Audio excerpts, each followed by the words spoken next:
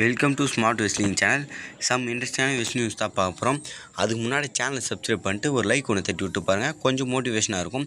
First of all start பண்ணுவோம் ரேண்டி ஆர்டன்லேருந்து. ரேண்டி Ardern வந்து பார்த்தீங்கன்னா விஷமே தோக்கடிச்சிட்டானுங்க. அது அடுத்து என்ன தான் ப்ரோ பிளானு? திருப்பூர் கோடியோஸ் அட்டாக் பண்ணியிருக்காரு. எங்கே போய் முடியும்னு கேட்டிங்கன்னா, இப்போதைக்கு பார்த்தீங்கன்னா பேக் லேஷரில் இவங்களுக்கான இன்னொரு மேட்ச் நடக்கிறதுக்கு பாசிபிலிட்டி இருக்குது. அதில் டைட்டில் வின் பண்ணுவாரான்னு கேட்டிங்கன்னா தெரியல. அதில் வின் பண்ணியே ஆகணும். ஆனால் நான் என்ன சொல்கிறேன்னா, வெஸ்டர்மீனியா அந்த பெரிய மொமெண்டத்திலே டைட்டில் கொடுக்காத பேக்லேஸில் கொடுத்து நீங்கள் என்ன கீக்க போகிறீங்கன்னு ஒன்றும் தெரியல. எனக்கு அவ்வளோ இதுவாக இருக்குது. நான் வந்து ரேண்டி ஆர்டன் எப்பயுமே ரேண்டி ஆர்டன் ஒரு நியூஸ் கிடைச்சாலே சந்தோஷத்துலேயே வந்து சொல்லுவேன். ஆனால் இப்போலாம் ரேண்டி ஆர்டன் நியூஸ் சொல்கிறதுக்கே பயமாக இருக்குது. ஏன்னா எந்த நியூஸுமே ரேண்டி ஆர்டனுக்கு பாசிபிலிட்டியாகவே இல்லை. அவர் எது எடுத்தாலும் தோல்வி தோல்வி தோல்வி.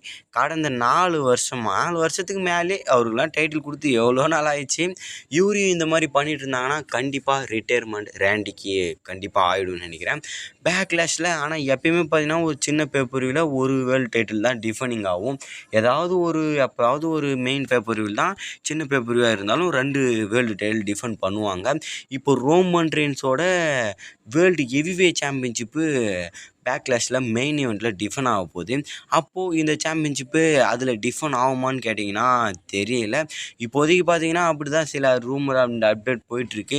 ரேண்டி ஆர்டன் திரும்ப பார்த்தீங்கன்னா அந்த சாம்பியன்ஷிப்பை எடுக்காமல் விடமாட்டார்ன்ற மாதிரி கதையில் போயிட்டுருக்கு. பங்கிக்கு போட்டே மரணத்து கோடி ரோஸ் ஏஞ்சி வந்துட்டாருன்னா அப்போ அவரு எவ்வளோ பெரிய இதாக டாப்பில் காட்டுறாங்க. WWE ட்ரிபிள் ஹெச் பண்ணலாம், ஆனால் அநியாயம் பண்ணுறாருங்க. ஒரு லிமிட்டு தான். ரொம்ப பார்த்தீங்கன்னா யாருக்கு கோடி ரோஸுக்கு வாரி வாரி கொடுத்துன்னுக்கிறாரு. இதெல்லாம் எங்கே கொண்டு முடிய போதோ. அப்போயே நினச்சேன் ரேண்டி ஆர்டன் நம்மளுடைய ரோமன் ரெயின்ஸ் கோடிக்கிட்ட மோத வேண்டியது தான். வெஸ்டர்மீனியாவில் கோடிக்கிட்ட மோதினா ரோமன் ரெயின்ஸ் தோக்க வைக்கிற மாதிரி இருக்கும்.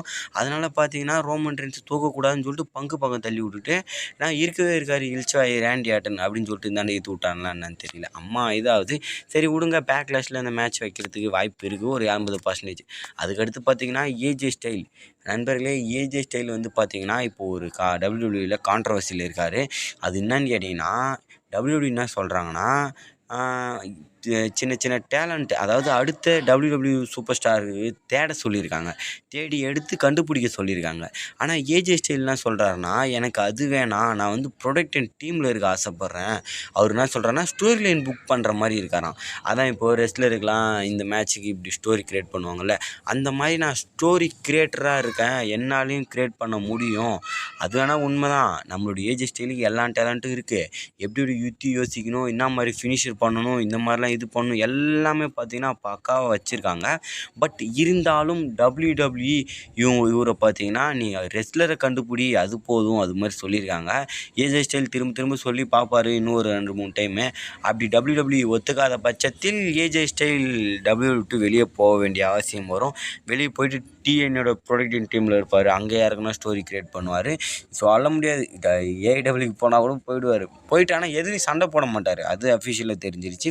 அவர் போயிட்டு அவர் பிடிச்ச வேலையை செய்யணும். அவருக்கு தேவை ஸ்டோரி எழுதணும். WWE தரலாம் ஸ்டோரி எழுதுகிற வேலை.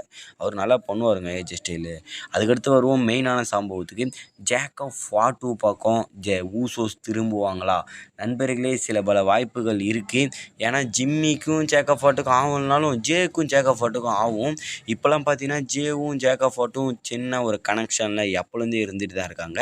வெஸ்டர்மீனியா ஜெயிச்சுட்டு போனப்போ கூட ஜேக்கப் ஃபாட்டு அங்கே வெளியே போகும்போது ஜே ஊசோ தான் வெளியே நின்று கட்டி பிடிச்சி இது பண்ணியிருப்பார், ஆதரவு தெரிவிச்சிருப்பார். அதை வச்சு பார்க்கும்போது துரோகம் பண்ணலாம் ரோமன் ரெயின்ஸுக்கிட்ட. ஜேக்கப் ஃபாட்டு வந்து அடுத்த வர வாரம் கான்ட்ரவர்சி பண்ணுவாங்க. அது மீறியும் ஜேக்கப் ஃபாட்டு ரோமனையோ இல்லை யாராவது அட்டாக் பண்ணலாம். அப்புறம் அவங்கள பார்த்தீங்கன்னா மைண்ட் வாஷ் பண்ணலாம். ஊசோஸை மைண்ட் வாஷ் பண்ணி நீங்கள் எதுக்குடா ரோமனுக்கு கீழே இருக்கீங்க, நீங்களும் வேர்ல்டு டைட்டில் வின் பண்ணலாம், நீங்களும் இதாகலாம், சாம்பியன் ஆகலாம், இவன் பின்னாடியே இருந்தீங்கன்னா ஒன்றும் பண்ண முடியாது அப்படி இப்படின்னு சொல்லிட்டு உசுப்பு போட்டு அவங்கள பார்த்தீங்கன்னா ஜேக்கப் பக்கம் திருப்பி ரோமன் ரெயின்ஸ் ஒரு பெட்டராக பண்ணுறதுக்கு வாய்ப்பு இருக்குதுன்னு சில ரூமர் அண்ட் அப்டேட் போயிட்டுருக்கு. இது எந்த வகையில் உண்மைன்னு கேட்டிங்கன்னா ஒரு 20% தான் உண்மை. மற்றபடி ஒரு 80% வாய்ப்பு இல்லைன்னு நான் நினைக்கிறேன். ஏன்னா ரோமன் ரெயின்ஸ் சொன்னதே என்ன சொல்லியிருப்பார், நம்ம 3 பேர் ஒன்றா சேர்ந்து செயல்படுவோம், நீங்கள் எனக்கு கீழெல்லாம் இல்லை, 3 பேரும் ஒன்றுன்ற மாதிரி தான் சொல்லியிருப்பார். அதை வச்சு பார்க்கும்போது இங்கே பார்த்தீங்கன்னா ரோமன் ரெயின்ஸை பெட்டராக பண்ணுறதுக்கு வாய்ப்பு இல்லை. இந்த மேட்ச் வேணால் பேக்லெஸ்டரில் நடக்கிறதுக்கு வாய்ப்பு இருக்குது. அவ்வளோதான் கைஸ், நம்ம சேனலில் நிறைய இம்பார்ட்டண்டான விஷயம் இருக்குது. இப்போ போய் மறக்காமல் பார்த்துக்கோங்க. Bye bye guys.